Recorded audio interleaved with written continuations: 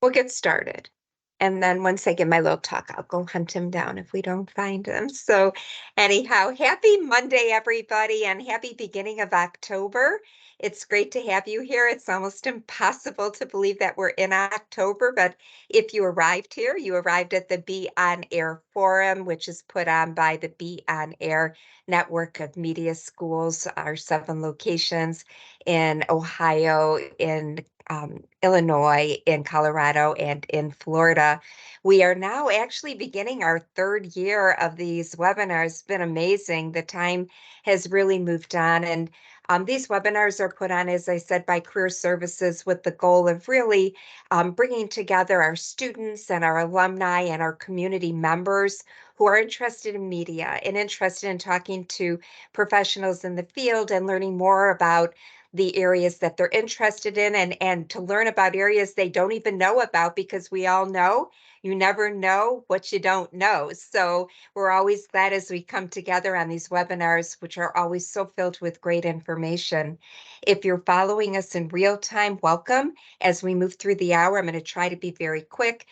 We're going to use the chat option, which you're going to see a little bubble at the top of your screen. If you have a question for one of our guests, please go ahead and use the chat. You can also raise your hand. When you raise your hand, as we move through the program, Tony will call on you so that you can say your name and give your quick question, and then we'll let our guests answer those for you. If you're following us YouTube, we love to have you here. You're following us after the real-time show this evening. We have many great episodes on YouTube, and we invite you to our Be On Air YouTube station so you can learn more about the Be On Air network, our guests, and all of the great information they share every other week. The hour moves fast, so I'm not going to take much longer. I'm going to introduce our couple of guests that are with us right now. We anticipate a few more following in, but right now we have Amanda Dukes, who is the president and CEO of Dukes Multimedia. She is a graduate of Ohio Media School Cleveland campus. It's really my honor to say that I know Amanda since she was a little girl student.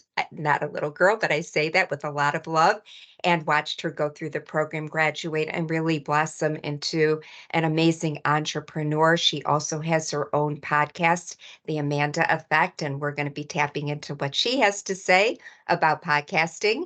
We also have our beloved Sean Anthony from Columbus, Ohio Media School.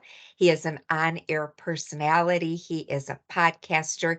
He is a producer. He is a great force to reckon with, all around, fabulous guy who has a lot of insight and really takes education very seriously, and leveling it up is really a part of what he does. As our moderator and also guest as a podcaster, the Parlay, we have our very own Tilo Lopez out of Chicago. He is a graduate of Illinois Media School and has been with us for quite some time now. He is an instructor, and the three of them together represent a wealth of knowledge. Hopefully, we're going to have Ryan Hoppe joining us. He's finishing up a meeting, and Ryan has his own podcast. He's had it for several years, and he's going to be sharing some information about that. His podcast is called Happy Hour, and he'll explain more about that when he jumps in. And then we're also hoping that Darvio Morrow will join us. Darvio is our collaborator on the Be On Air Network, our podcast network. He is at Media Day with the Cleveland Cavs, but he's texted me he is on his way to us. So without further ado, I'm going to hand it over to you, Tilo, and you can get our guest started. And I know it's going to be a great conversation about elevating your podcast game, part 2 of a 4-part series. Over to you, Tilo. Thank you. Thank you, Lynda. And give it up for Lynda, who's so awesome presenting these, organizing these. Since I've been a part of the forums, you have done an amazing job with just the organization of everything and getting people together for this. And more importantly, giving our students an opportunity for these forums. They're free, and this information, is free, but it's great to have alumni and professionals in the industry come and give back to our students. So we're happy to have this, and Lynda, you're a big part of that. So thank you so much for always doing what you do for the Be On Air Network. We do have our forum today as our podcasting forum, and we have special guests here with us today. Of course, they've been presented, Sean and Amanda. I can't wait to hear from you guys here in a second. I am going to just really quickly remind everyone, I am going to open up the forum for questions, a Q&A around the 45, I'm sorry, I said that wrong. I know I'm in Central Time, so 6:15 Central Time, that's 7:15 Eastern. And I believe Colorado would be an hour behind me at 4 as well. So around after 45 minutes or so, we're going to open it up for everybody to answer, to ask some questions, and our guests will be answering them as well. So without further ado, the homework and dirty work is over here. Let's get to the nitty gritty. Sean, I've worked with you here and there on social media, and we've been going back and forth on how to present, things through social media with that. But of course, with social media, podcasting is such a big, it's a big collaboration. Tell me and talk to me first, Sean, throughout your experience, how important is, number one, podcasting and social media important together? And it's like peanut butter and jelly. You need them both, to help promote and expand the brand. I mean, social media is now an intricate fabric of our society in today's day and age. If you are looking to become an influencer, hell, that word wasn't even a thing, 5, 10, 10, 15 years ago. Nobody knew what an influencer is. Now that's a thing. And that is because of the emergence of social media. It's part of radio and television now. When we watch TV, whether it's CNN, MSNBC, or Fox News, at the bottom of the screen, you'll see the social media handles of whatever story that they're talking about or where they've gotten the source. So, social media is an intricate part of being a podcaster or having a podcast or any kind of platform. And Sean, what are you working on right now? What podcasting are you doing at the moment in time? So here's the thing. Like, I am launching a brand new podcast, and that's what I was just in the meeting. I was telling Lynda and them. I just got out of a meeting. It's about a new podcast that I'm launching. It's tied into the Sean Anthony Live brand. So that's the name of it, Sean Anthony Live, and that's all my social media handle, Sean Anthony Live. Prior to that, it was a radio show, a syndicated radio show that I hosted called Flow of Wisdom. And then I would take that radio show and then produce it as a podcast on the internet. But now I'm launching something brand new.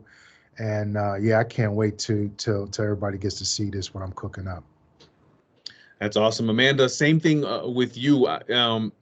Explain to me how social media and podcasting, in your view, how important is it in nowadays in 2023?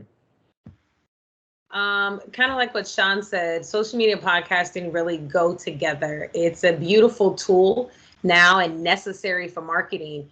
I am a firm believer in your podcast as an extension of you, and social media is supposed to be the same thing.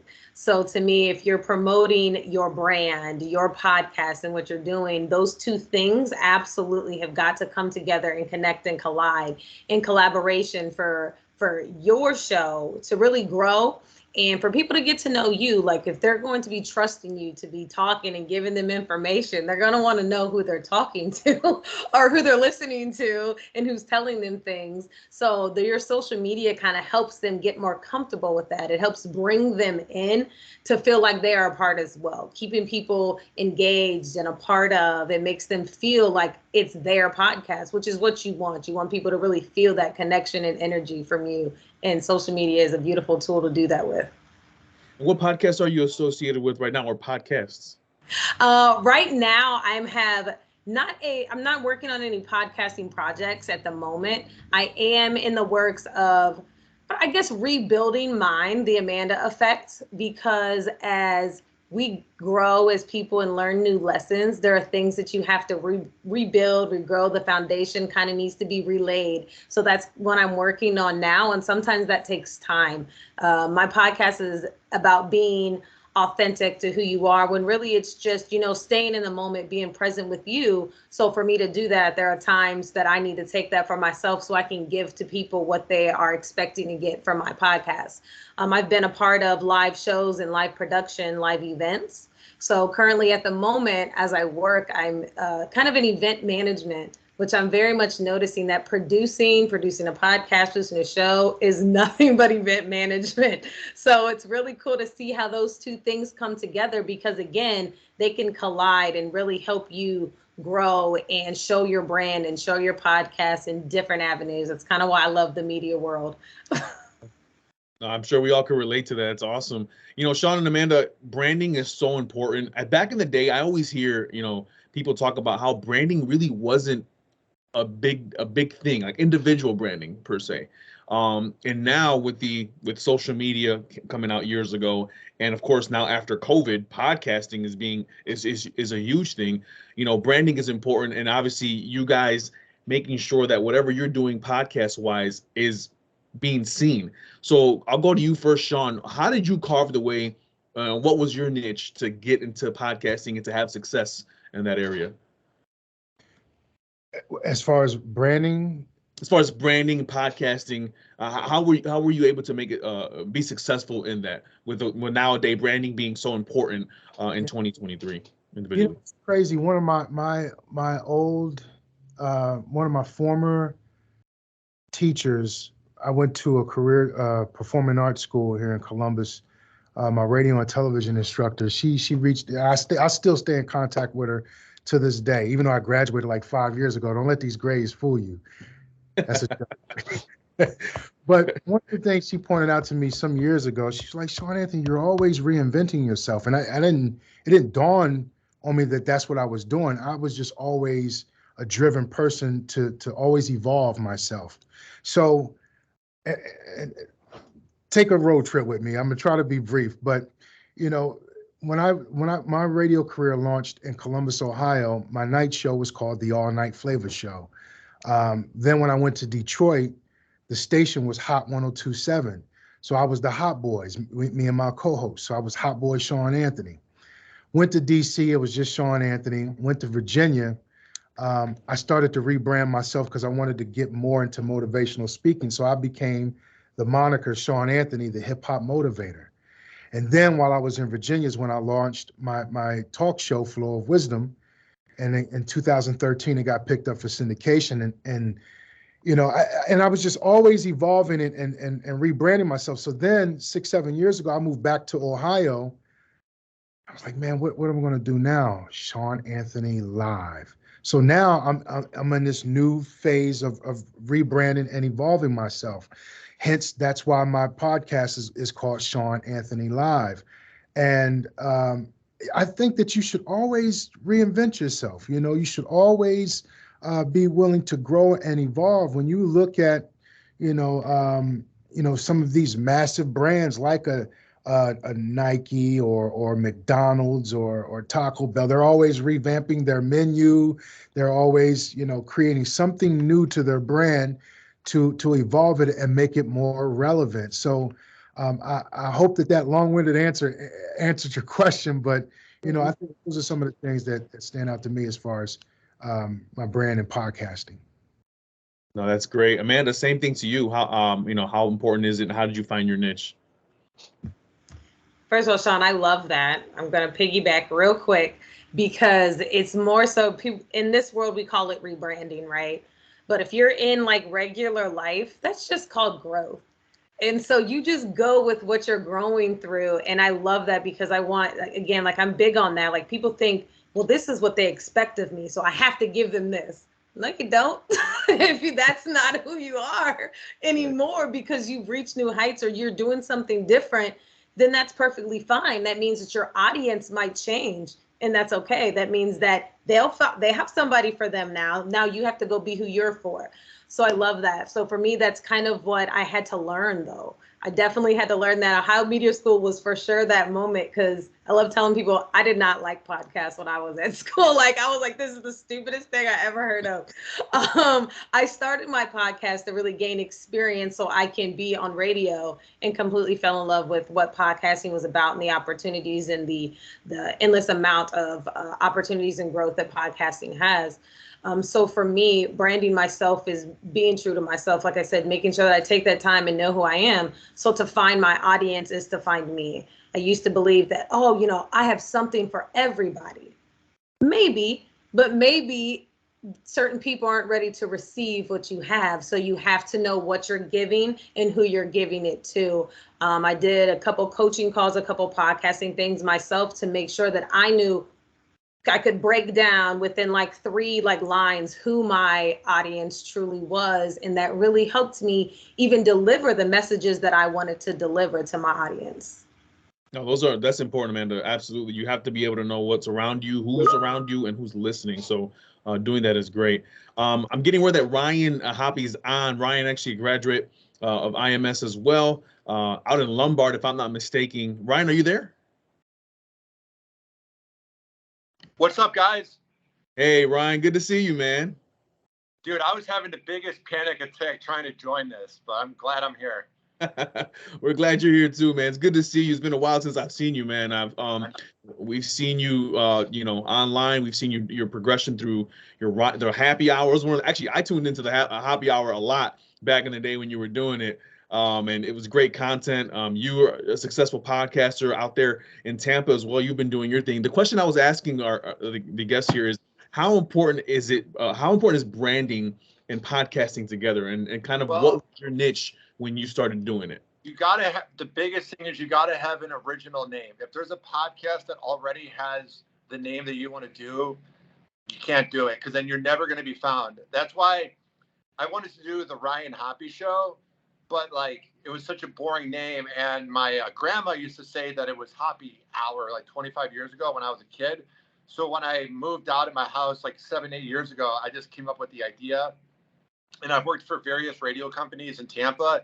And the biggest thing I can say is you have to be original and you have to reach out. I've interviewed over 250 radio DJs and comedians and rappers. And that's what grows your brand. Because then if you interview them, then they share it and then people see it. If you keep recording by yourself in your room, I'm not saying you're never going to make it, but you need to branch out and have people find out who you are. Yeah, absolutely. And I see Darvio's in the house too. What's going on, Darvio? Hey, what's good, brother? Apologies, man, for my tardiness. Oh, we heard you're doing Cavs media, so we gotta we gotta hold on now. It's very important, very important. Yeah, I appreciate that, man. So we're just talking in the conversation right now. I'm going around the horn here, and I'll give it to you, Darby, since you pop back in. We're talking about branding, podcasting, and what was your niche and success? I know we've had conversations in the past, but how were you successful? What did you do to have that success and find your niche when it came to branding and putting podcasting together? So our niche, if you will, our focus was, I was taught a long time ago to make the kind of show that you would want to listen to. And then, there'll be other people that'll want to listen to it too. And that's how you find your audience. That's how you find your people. You know what I'm saying? Every show, unless it's really, really, really, really niche, every show has its people. You just got to find them. And you got to be really, clearly defined in terms of what you're doing, in terms of serving your audience, always putting the idea of serving the audience first. So for example, when we go do things like Cavs Media Day, my whole thought process and my co-host thought process is to ask questions that people who are listening will want to hear. You know what I mean? And so for us, our marketing, if you will, our branding, if you will, was just the rebel group. You know what I'm saying? That is what we've been kind of known for. I mean, we've had politicians that come on the show and say stuff that gets them in the news. we've had, things like that where we've kind of built a reputation, so to speak, for being the place that's going to keep it real. It's going to tell you how we feel. It's going to keep it all the way 100. And for us, that's worked well for us. And we've turned that concept, that idea into a brand and really branded ourselves, from that. One of the reasons, again, going back to today, a lot of the players, when they talk to us, they have a different conversation with us than they do with some of the other members of the media because we relate to them culturally. And we play that up, on our show. So it's really just about being the rebel group, keeping it real, all the way 100. That's kind of the marketing that we use for our show. That's awesome. And I wanted to ask every one of you that question because like I mentioned, branding is so important. It's what they're doing now. It's what you have to focus on nowadays, especially when you're doing when you're doing podcasts of sorts. So it was great hearing all of your answers. I'm going to ask you some different questions individually now, and just, we'll go from there. I'll start with Dario first. I know you just got in, but Dario, sponsorship. One of the things that we mentioned to keep shows going and to be able to network with different people is sponsorship. The question I have for you is, how did you get your sponsorship on the show? I think we've asked this before in a previous forum, but just to reiterate, how did you get sponsorship on your show, and where'd you go? How did you go about it? So I think this actually kind of dovetails into the last question, because I think sometimes people try to put sponsorship before finding out who their people are, who their audience is. And if you don't know who your people are, you're not going to be able to get sponsors, because the sponsors are investing in your people. They want access to your people. That's why they spend money with you. So the most important thing is to hone in onto who's actually listening to the show, who is your audience. Once you know that, then you can actually go after, certain advertisers that may also speak to those same people, that may also fit that niche. I mean, for us, when we first started getting sponsors, a lot of it was like that, was going after sponsors that were compatible with our audience. I think sometimes if you cast too wide of a net, you're going to end up with nothing, because you're spending valuable time talking to people who have no interest in talking to your audience. So you have to make sure that the same work that you got to do to hone in on who your audience is the same work you got to do to hone in on who the sponsors are, because the sponsors are going to want to talk to that audience, and you want to make sure that it's compatible. So that's how it was with us, was just really building that brand and then going after advertisers. And then when we got to a certain point, advertisers started coming after us. So it's just, taking it step by step. Once you know who your audience is, then you can figure out who to even go talk to. That's awesome. I'm going to kick this one to Ryan. Hoppe. Ryan, do you need a producer as a podcaster? And after you answer that question, how do you prepare your show for podcast? So what was the first part again? So the first question is, do you need a producer as a podcaster? And then two, how do you prepare your show? It really depends on what type of show you do. So my show is off the cuff. It's just me talking. I have different co-hosts, but I pretty much just find news on all the news sites, and then I play like TMZ in that. And pretty much my producer is my brain. Like I have like sound effects and news clips, and like what comes to my mind is pretty much what I say on my show. It's kind of off the cuff. It's kind of like a circus. So I do think if your show's more like you're reading from a script or more professional, you do need a producer. But I mean, especially if you're thinking about like syndicating the show by itself or doing your thing, you have to pay that person separate money where you could use that money on something else. So it really depends on if you need it or not, if that makes sense. Oh, no, absolutely. That makes perfect sense there. It's a great answer there. Amanda, I'll go to you here real quick. What are good places to network for podcasters, or where do you go to get content? How do you network in podcasting? Because it's different. Podcasting, we know that it is something that's pre-recorded for the most part, but then you also have to have some type of content and some type of relationship. So where do you go for those relationships and networking opportunities?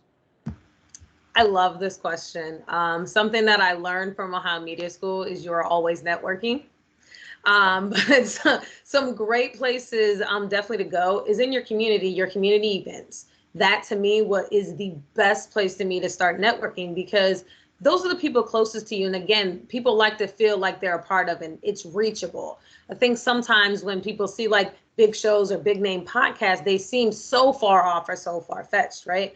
But when they're like, oh, you're doing podcasting, and people think this is like a foreign world that's kind of hard to reach. And then you can bring them in closer to be like, hey, listen, like this is really what I do. And they know you and they can relate. You're from the same demographic. You might have went to school together. Your kids might go to school together, whatever have you. You guys are in these similar situations and they can relate to you. So those are the best type of networking experiences, but always be networking. Like always listen for the cue. And that's something that I've learned. Like, I don't want to say shameless plug, but shameless plug yourself. Like if you're having a conversation at the grocery store and they say, man, you know, I've just been down, because sometimes I'm a talker. So conversations come up and I'm like, you know what? I have a podcast episode I just did about that. Instantly, they're like, oh, you have a podcast? Can you send me the link? Like, where do you say? It's so simple. And again, of course, social media. People will literally post stuff and basically throw the opportunity in your lap if you're looking, if you have your algorithm on the right forum as far as what you're looking for and what you're doing. So just always be looking for that opportunity, always be networking. And like always have like that elevator pitch of just be ready, always be ready, stay ready so you don't have to get ready. Facts, and facts. That's all I can really say right there. Those are all facts right there. Very true, Amanda. Everything you just spilled there. You know, my next question is for Sean. And Sean, I've been dying to ask you this question because apparently you've been known as the Mr. Tiki-Taki. And so I saw that phrase on a commercial 2 weeks ago, and I finally figured out, I think that's where you got it from, or was it you? Listen, when I said tiki-taki and that tiki-taki, that was all. I ain't heard nobody say that before. So if there's a commercial out about, I need to have my lawyer reach out to them. I thought it was you on TV for a second. It was a Bears game I was watching, and I'm like, did I just hear tiki-taki? And is Sean on TV? Let me just say this real quick, man. Like that post that I created, it was spur of the moment. Most of the stuff that I do here on campus on our social media, it's just my mind thinking outside the box. I'm like, all right, come on, hit record. I know what I'm gonna do, and it's off the cuff. So when I said, you know, Ty Fisher helps me out with our social media, I was like, we got to do a tiki-taki. Like, what? I was like, we got to do a tiki-taki before you leave. We got to do a tiki-taki. And you know, that was how that started, man. It was off the top. Well, only you can say it that way. I can't. Nobody else can say it. It doesn't sound right. So, Sean, you definitely own that. But talking about tiki-takis and social media in general, what platforms do you use when you're podcasting? We know that obviously Instagram is a big platform. We see clips from podcasts there. But give us some other platforms that you recommend students or people who are trying to get into podcasting to go on. So for me, I'll start with Flow of Wisdom because that was the one, the first one that I launched. Sean Anthony Live is being developed right now. I'm actually meeting about when we're going to start rolling it out and launching it and everything. Because I've been pre-recording interviews. I got, anyway, Flow of Wisdom. So social media, Instagram, Twitter, formerly known as Twitter, is now X, and YouTube. Let me tell you about YouTube, man. YouTube is such a powerful tool, has been for me, that it just really has been a tremendous help for me. So much so that my YouTube followers for Flow of Wisdom, they've been with me through the years. You develop relationships with people that you never would have thought. You know what I'm saying? But those platforms, and of course Facebook, when you're going to posting links and stuff like that. But Instagram, short clips or an image of saying, hey, this is what I did. You can click the link in the bio. Twitter is where you can do the same thing and have a more call to action of a link in your Twitter post. Same thing with Facebook. But YouTube, I would literally reproduce that broadcast and upload it to YouTube, creating a video so that the audience on YouTube can watch or listen to that particular broadcast. And when you're consistent with it, it grows. And that channel has gained over 10,000. I have over 10,000 subscribers and over a couple million, several million views on the channel, on the totality of the channel. So those platforms have been helpful for me. Amanda, what should your business plan look like when you're checking boxes? Like when you're looking at your podcast and you're looking at what you want to do, what you want to develop, and how you want to grow, what boxes are you checking out when you're getting your podcast ready? Who told you I like lists? Nobody. I love a good checklist. So when you're starting out, or when you're at, you want me to answer this if you already have one, or if you're going to build one? Because those are two separate lists. Sure, give me both. Okay. So when you're starting out, I often help people how to start a podcast and things like that. So the list we go down, very, very simple, a name.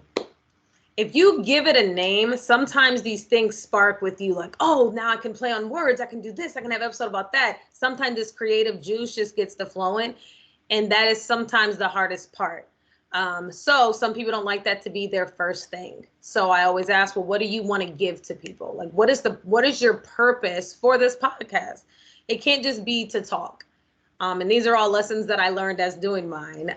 So you have to figure out what you want to tell people. What are some ideas? So I will ask them 10 names of episodes. If you can't give me the name of the show, give me 10 names for episode or topics that you will talk about during the episode. And having 10 is because even if you only record 5 of those, sometimes you got to get the ones out the way that, that just like, you know what, this looked good yesterday, but this sounds goofy today, and you'll check it.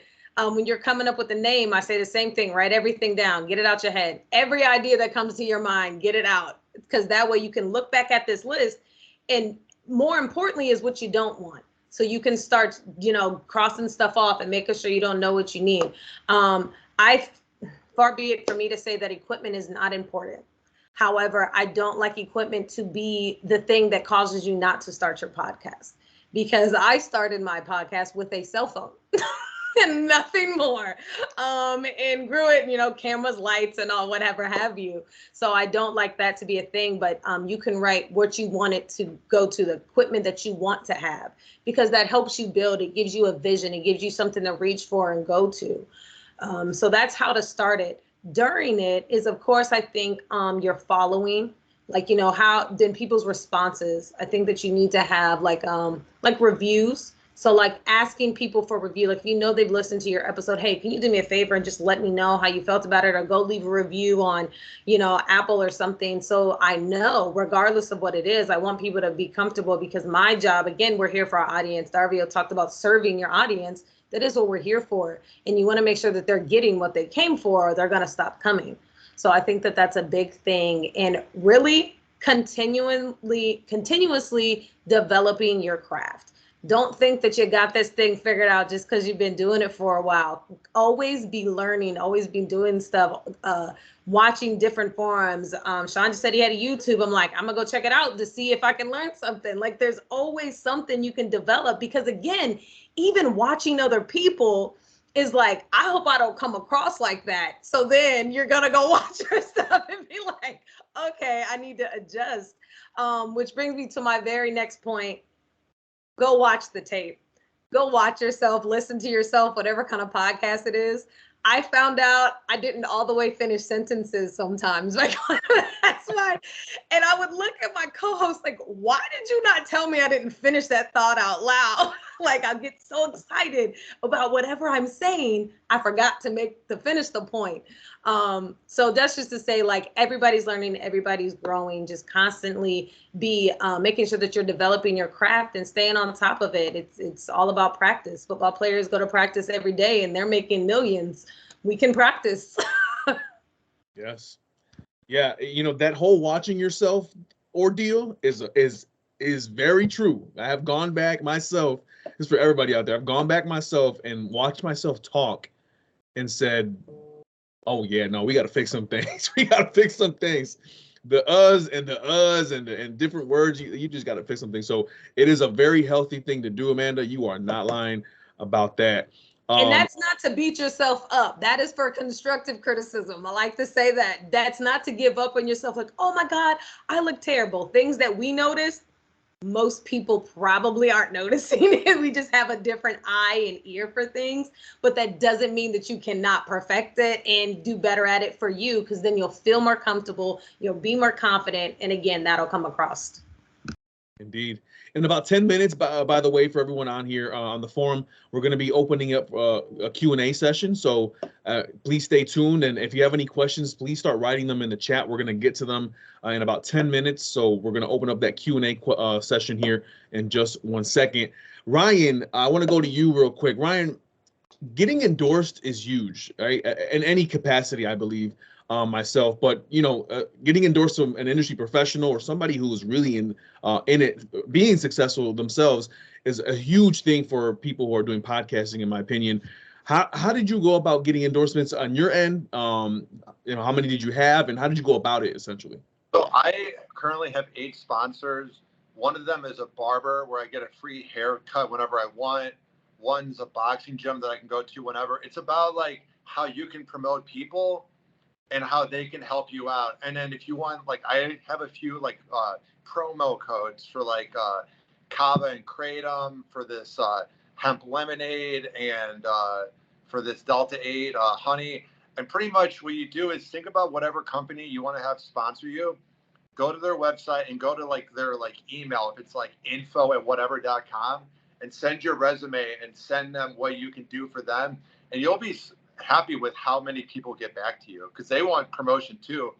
And a lot of times the endorsement is like, use this, like, let's say yours would be TLO at checkout and save 20%. Mine's HOPPE. It's like you're making that money and you're making yourself money because you get a cut of whatever they bought. So. Yeah, no, that sounds amazing, and they absolutely are very important. Being able to collab with people that are believing in your product, number one, and then number two, hooking you up. You know what I mean? So definitely a great thing to see. Darvio, I'm going to ask you the same question. How did you get endorsements? How did you go about it? What was your route?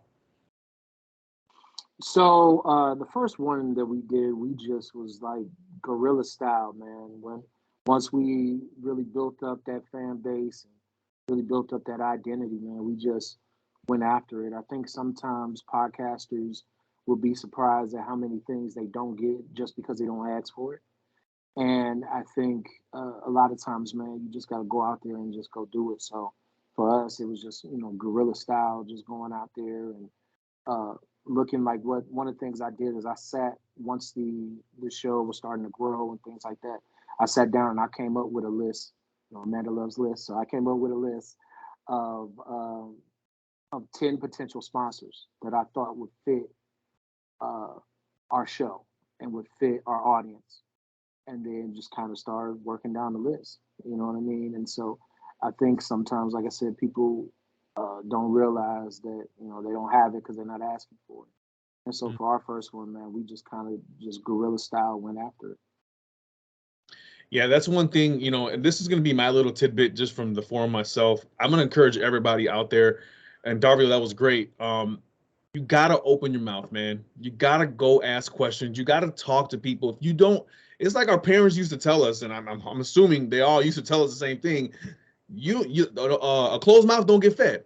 It's true. It's so true, especially in this industry. So you got to talk to people, ask questions like, what are you doing? What project are you working on, and where are you from? You just got to be able to have that conversation with people, and you never know where that would lead to. I mean, it's true in so many different ways. And I say that to just being in the industry, period. That's in podcasting, but radio, TV, media, you have conversations with people, and in a year or two, you may be at the TV station working. I mean, it's that crazy. So you have to always be alert and ready to go with that. I'm going to ask one final question of our guest here before we get to the Q&A section. Sean, I'm going to start with you first. The main question, this is for everybody. Give us your best advice to elevate your podcast game. What's your best advice, Sean? Consistency. You got to be consistent. The old saying, Rome wasn't built in a day, but it can be built one day at a time. You know what I'm saying? Yeah. I'll let Amanda and Darvio and Ryan add to that, but consistency. Consistency, that's very true. Thank you for that, Sean. Amanda, what's your best advice to elevate your podcast game? I guess I have to go with my second best advice, because consistency is definitely number one. When I tell people who are starting, I was like, I don't care if it's one podcast every 2 months. I need to know that that's when it's going to be, and for you to stay on it. Don't give me anything else. We can help grow it in the time framing and all that if you need to. I need to know what fits you now. So I guess the second one would be to truly like we talked about, knowing yourself, because knowing yourself is knowing your audience. They're going to feel an inauthentic that word coming from you if you're forcing it, and you're going to feel forced. It's not going to be fun. It's not going to be free. Podcasting is work, but you should feel a certain sense of freedom. I do when I talk, when I host, when I do speaking engagements, I do anything. I feel this freedom. So you have to know who you are and understand that those no's that you got, oh, those are blessings. Keep it pushing. The worst thing somebody could tell you is no, or if people like, I don't like that podcast. Okay, cool. Here's one that might fit you if this is not, you know what I mean? Like, that's okay. Stay with you. Stay with your vision. Have a vision and stay with it. That's awesome. I like what I'm hearing so far. Ryan, give us your best advice to elevate your podcast game. Sean said it best. You just got to do it and never give up, because I've had some big moments on my show, and I thought those moments would make me the happiest person ever and would fix all my problems. And you get a high from it, and it's cool for a few days, but then it's like, what's next? So just, you have to be as happy before you make it, so that when you make it, you're just as happy. Because I've worked with a lot of radio hosts, and I've seen them achieve everything they could ever want: money, women, everything, and they're not happy. So you got to be happy going in. Good stuff right there, Ryan. We appreciate that. Darvio, same question. How do you elevate your podcast game? Best advice. So the best advice that I would give is more on the content side, and that's be unapologetic with your content. I think, sometimes people are afraid to take risks. They get too vanilla, and they wonder why they struggle with building an audience. You are competing with millions of other shows. You're competing with everything that people can be using with their time. So you have to give them a reason to listen to you. That doesn't mean, to be outlandish or outrageous or a shock jock or anything like that. But, don't be afraid, to say the things that you really believe, even if it's going to make, some people uncomfortable, even if you're going to make some people feel some type of way. I always say, hate clicks pay the same amount of money. So, be unapologetic. That's my advice. Totally agree with everything. That's all. It's great advice from everybody. I mean, I hope you guys take that advice. It's, again, one of those things. I think my favorite one was consistency from Sean, because there's moments where you do something and you don't see the results that you are looking for, and right away you fall into that. Should I be doing this? Is this the right thing I should be doing? I mean, it's one of those. It's not a great feeling, but if you're consistent and you keep pushing, absolutely you will be successful. I myself personally, when it comes to podcasting in general, I'll keep it real quick before we go to the Q&A section. I used to play Sega Genesis as a young boy, and my favorite game was NBA Jam. Any NBA Jam fans out there? NBA Jam on Sega Genesis, and my favorite team to play for was the Charlotte Hornets. They were a teal blue-green team jersey from North Carolina, and they had guys like Larry Johnson, Muggsy Bogues, one of the shortest NBA players to ever play the game, and my favorite player at that time, my favorite player on that team, which was Kendall Gill. He used to wear the sweatband right here, just like Michael Jordan. And I used to play with him all the time. And little did I know that years later, after working at NBC Sports Chicago, I would run into him, have a boxing conversation, had nothing to do with NBA but basketball, have a boxing conversation. And today in 2023, I'm his host and producer for his boxing podcast, because I opened my mouth and I was asking questions. So you just have to have those type of questions. You have to be able to do that. And all of you, Darvio, Sean, Amanda, and Ryan, you guys know how this goes. You got to be able to network and do these things. And if you do it and you're consistent, like Sean said, and like all you guys said, really, you will be successful. So you guys are all awesome. We really appreciate that. We want to open up the floor to to everyone here that's on the forum. We want to be able to open up a Q&A session. So if anybody has any questions, we want them to be able to come on, ask it either live on audio, or you can actually type it into the chat section. We want to be able to communicate with you guys and just kind of give you guys an outlet here to be able to do it.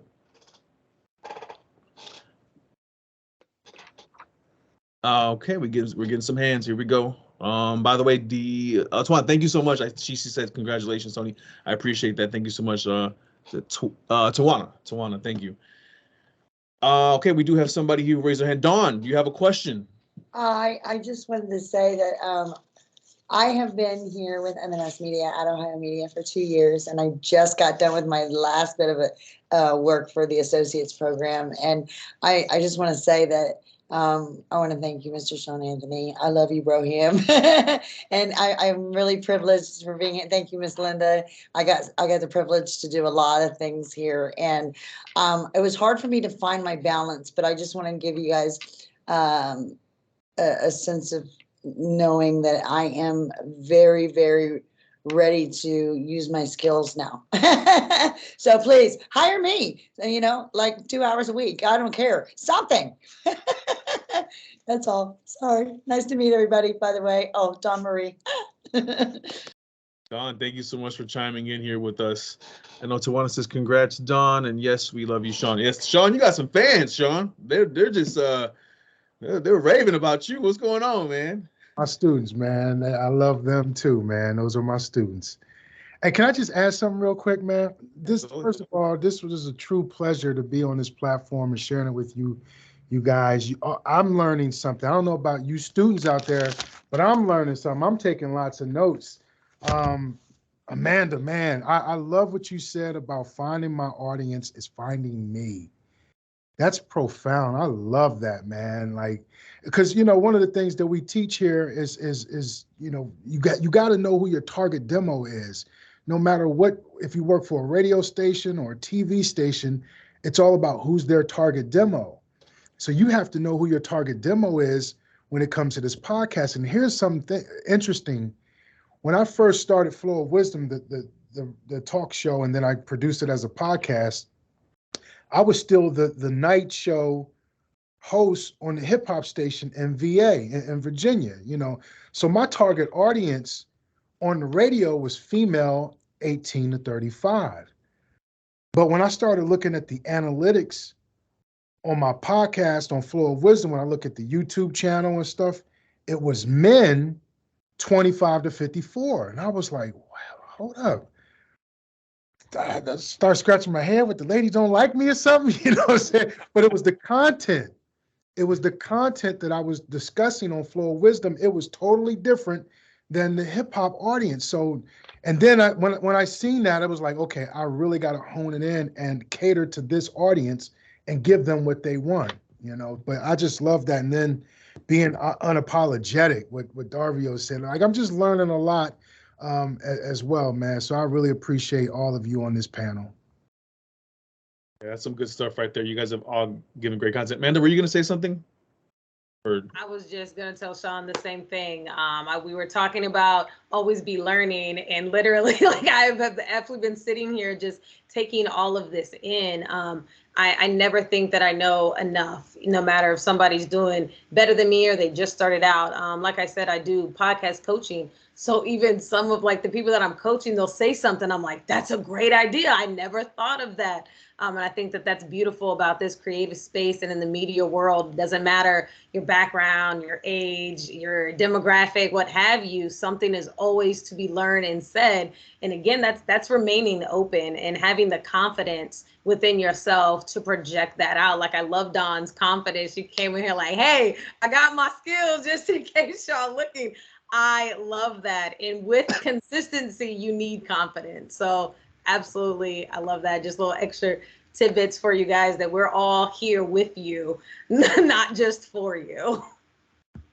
Absolutely. No, it's all true. You guys honestly have not said anything wrong. It's so factual. So most definitely. I know we have Richard who raised his hand. Richard, are you there with your question? Yes, I'm here. Thanks for having me on. It's been very informative. Okay, my question is, I started a podcast with a co-host, and the podcast is on good vibes, self-care, and well-being. And the podcast is really taken off. We've had 10 episodes. We had guest speakers. We have professionals, psychologists, and clinical people on. So now my co-host, she wants to take over the whole show and do it by herself. but I've invested my own personal money, time, and creativity into the show. My question is, do I have any intellectual property rights to the show, or should I just give the show over to her and try to get whatever monetary money I spend back?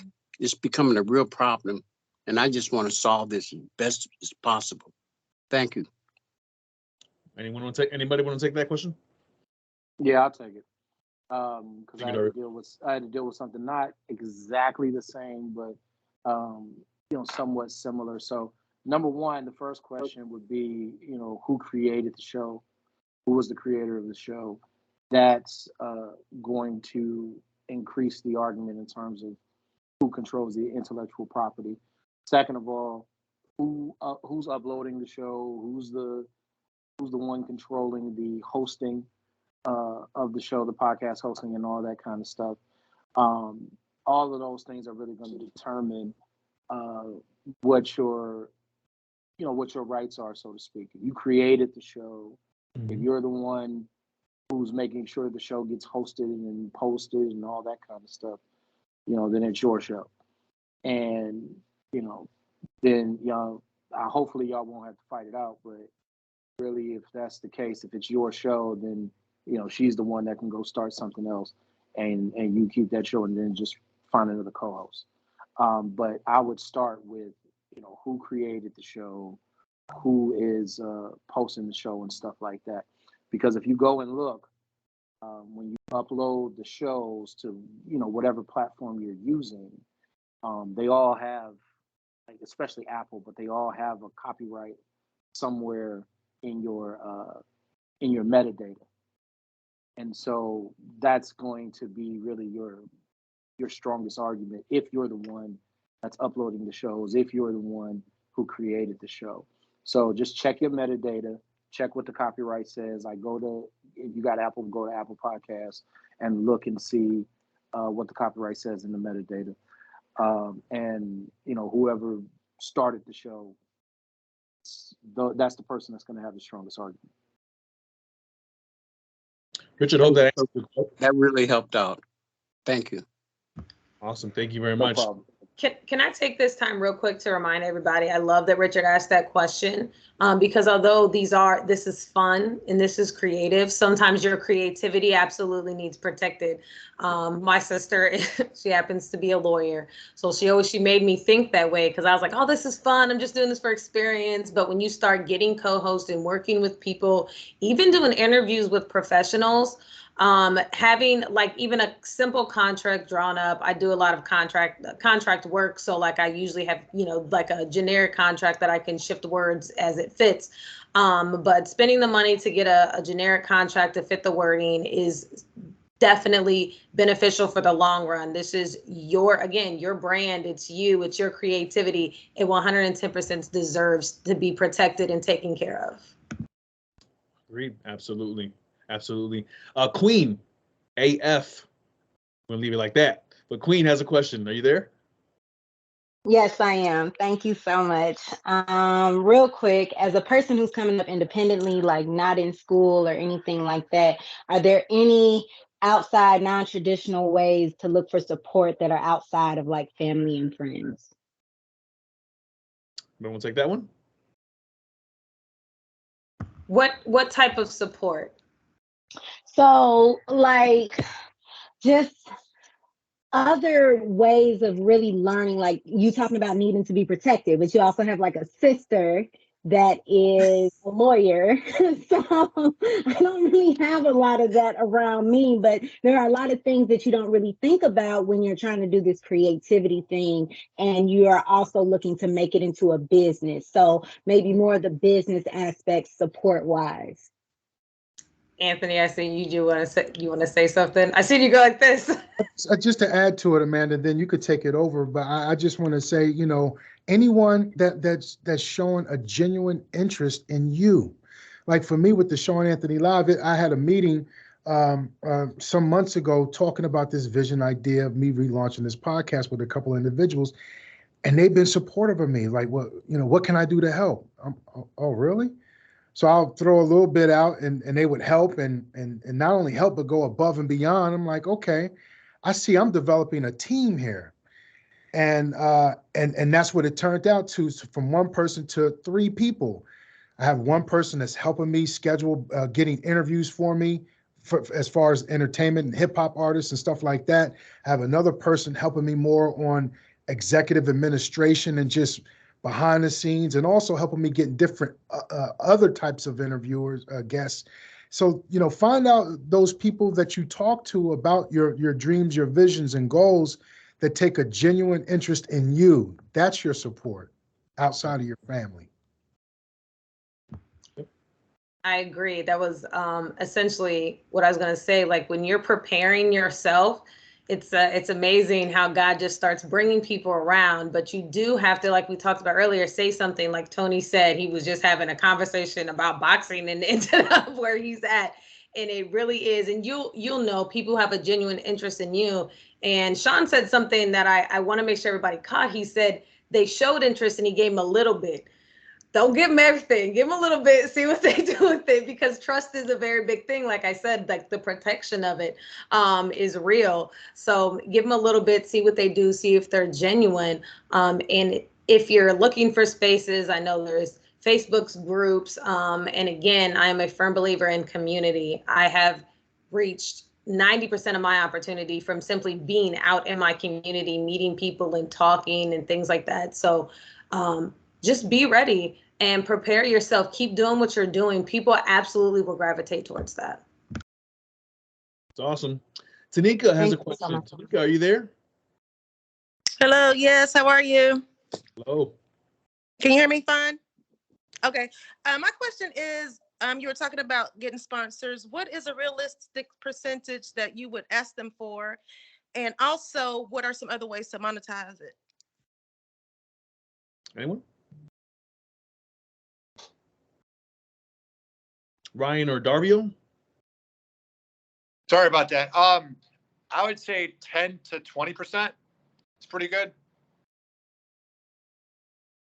That's what I have. One of the companies gives me 10%, but the other 3 give me 20. So. Perfect. Thank you. And any other recommendations on how to monetize it other than sponsors? I'm actually trying to figure that out as well. Just reach out to anybody and everybody, because like you can only go so far when you're recording at your house or where you record. You got to make sure everyone knows who you are, who I am. It's all about meeting new people. Great. Thank you. Thank you, Tanika. We got time here for one more question before we wrap it up with Lynda here. Ashley Jefferson has her hand raised. Ashley?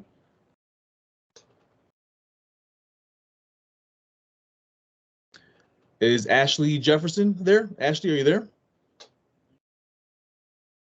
Bueller. One more time. Let's just make sure Ashley. Oh, wait a minute. Okay, she just said 1 sec. Okay, so she said 1 sec here. All right, let's just give her a couple seconds. Queen, did you raise your hand by chance again, or was that an accident? No, that was definitely on purpose. If Ashley wasn't gonna ask a question. Oh, okay. And I was gonna say, if you're having a hard time with your mic, you can always just drop your question in the chat. Yeah, perfect. You can type it. Yep. All right. So we'll wait for Ashley to write her question in there real quick. Go ahead, Sean. Are you gonna say something? Yeah, I just want to shout out to Tanika. She was one of my students as well. She's a graduate. She just graduated, and let me just tell you, Tanika, Tawana, they got such a bright future. And let me tell you, man, like they're so talented. I know Tanika and Tawana have been working on a podcast here on campus prior to them graduating. So I'm excited for what you ladies create and do. I'm so glad that you're on here and asking the right questions. So kudos to those ladies out there. Thank you, Sean. We had a great teacher, a great leader. We appreciate you. Thanks. So much beyond words. I can't even, that's why I can't ever have a, see, there I go. I can't talk. No, I really genuinely, I feel really blessed, and thank you so much. And I'm ready. Final question here, and thank you, Don, by the way. Final question is from Ashley. She says, I wanted to ask, when you first started, did you know what you were going to make your do you know what you were going to make your podcast about? So exactly what was the podcast going to be for? Did you know right away? Anybody can take that question, of course. No, I thought I knew. I think that's the best answer. I thought I knew. And then so you start off with an idea, and then it really just kind of formulates into itself a little bit. And it was a learning experience along the way. I think being better prepared, which is why I like doing podcast coaching, is helpful, but no. Darby, I see you popped up. What about you? So I had a general idea, like I knew I had a roadmap, but it definitely evolved over time. And I think shows typically do that. You know what I'm saying? And a lot of times, once you get an audience, your audience will also have a say in the direction of your show, and things like that. You know, the things that they respond to, you know, the kind of access that you get and stuff like that. So, you know, my show hasn't departed too far from the original concept, but it has definitely evolved. And I would think, and you know, you guys can agree if you feel the same. But I think most shows end up being like that. I don't know anybody that has a show where their show was today exactly the same it was when they first came up with it. I think that's, you know, most shows evolve over time. Ryan, what about you, real quick? We'll go roundtable on this before we give it to Lynda. Do we still got Ryan? Did he pop off? He may have left. He had Okay. a 7:30 commitment. Gotcha. All right. And Sean, what about you? I'm sorry, I missed the question. Did you know what your podcast was going to be about right away when you started? No. Oh my gosh, no. I mean, Darvio pretty much, and I heard what Darvio said. I had to find it, you know, and it was one interview that I did, and I knew that was the pivotal moment for the trajectory of my show at that point. And I was like, you know what? Not only how it made me feel, but I seen the response of the people. I was like, this is the direction I need to go, and I didn't look back. So yeah, I can't think of anything else other than that. You know, networking, man, network, and just do it. Just consistency. An entrepreneur friend of mine told me this years ago, and it stuck with me. He said, "Listen, you don't have to get it right; just get it going." Go. Sean, that's amazing there. And again, thank you to all of our guests who came in, from Amanda, Sean, Ryan, and Darby. You guys are all amazing. Industry professionals, have had success in the industry, especially in podcasting, and everything you guys said today was right on point. I hope our students, alumni, and people who are thinking about getting into the industry really had a good time today, but really captured what we were trying to get to here. I know Lynda has some information about our BeOnAir network, so I'm going to kick it off back to Lynda. Lynda, thank you for the opportunity once again.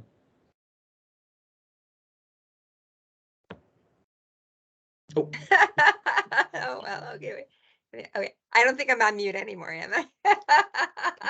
Okay, listen, I just want to say I sat back with my camera off and I was smiling and writing notes. And I think my favorite part of the webinar is that our guests were all learning from each other or speaking to the truths that they were hearing. And, you know, everything begins with the foundation. There's no two ways about it. Build a good foundation, you're going to build a strong building. Don't build that good foundation, which is your audience, right? Knowing who you are in your audience, it's difficult to keep that building growing up high. So thank you for all the pearls of wisdom. I'm going to be spouting them everywhere. I'll try to give you kudos for everyone that you did individually, but I really believe collectively you all had that same message.